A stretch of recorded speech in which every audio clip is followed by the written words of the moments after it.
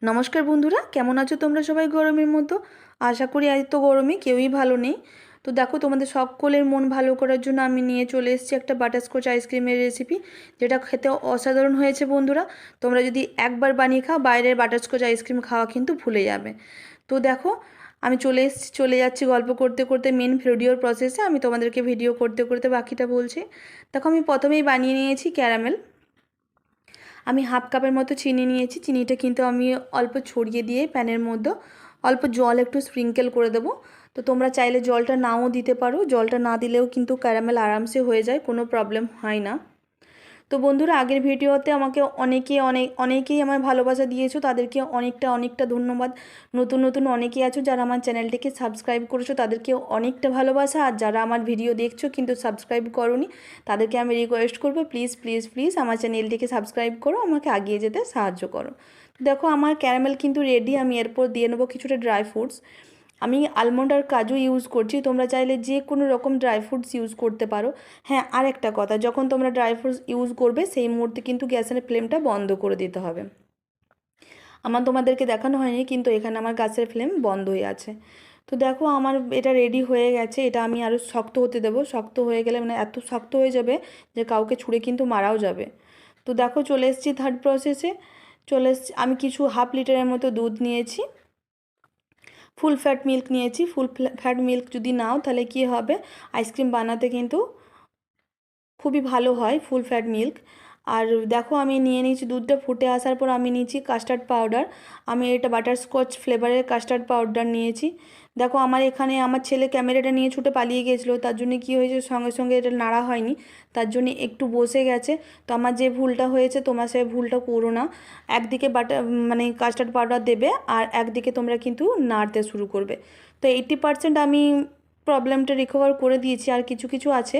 তো যেটা আশা করি আমি যখন গ্রাইন্ড করব প্রবলেমটা ঠিক হয়ে যাবে। তো দিয়ে নিয়েছি আমি 1 কিউবের মতো বাটার। তো আমার গলা কিন্তু বন্ধুরা এখনও সেই বসেই আছে, সারা হাঁসের মতোই হয়ে আছে।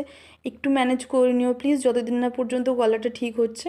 তো দেখো, আমি এখানে যতক্ষণ না পর্যন্ত বাটারটা গলে আছে ততক্ষণ পর্যন্ত অপেক্ষা করব। আমার প্রায় কিন্তু লিকুইডটা হয়ে এসছে। দেখো, অনেকটা পুরো হয়ে এসছে।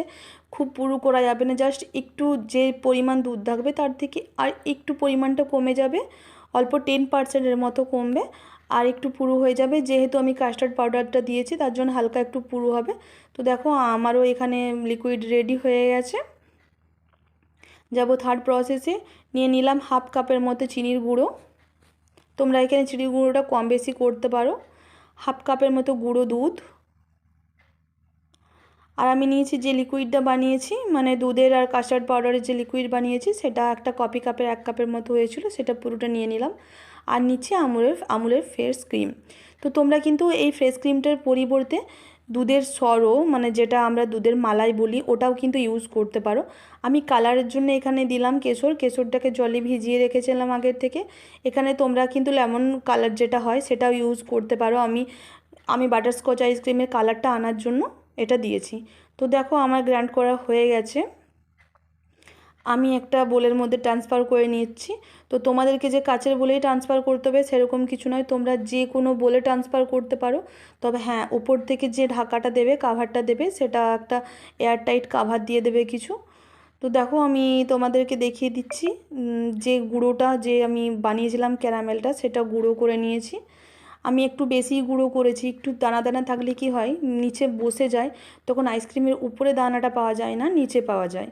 তো এই কারণের জন্য আমি পুরোটা গুঁড়ো করে নিয়েছি। হ্যাঁ, ওরকম করে দিলেও চলে, খুব খারাপ লাগে না। এরপর রেখে দেবো আমি ফ্রিজে। তো নেক্সট দিন সকালে আমি তোমাদেরকে দেখাচ্ছি আইসক্রিমের আমার অবস্থা কি হয়েছে। তো বুঝতেই পারছো বন্ধুরা, টেক্সচারটা কি দারুণ এসছে, উপরে ক্রিমিনেস ভাবটা তোমরা বুঝতে পারছো। তো তোমাদেরকে আমি একটু সামনে থেকে দেখানোর চেষ্টা করছি, দাঁড়াও।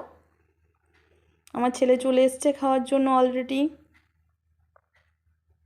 তো বুঝতে পারছো কি অসাধারণ কালারটা এসেছে, আর সেরকম দেখতেও হয়েছে।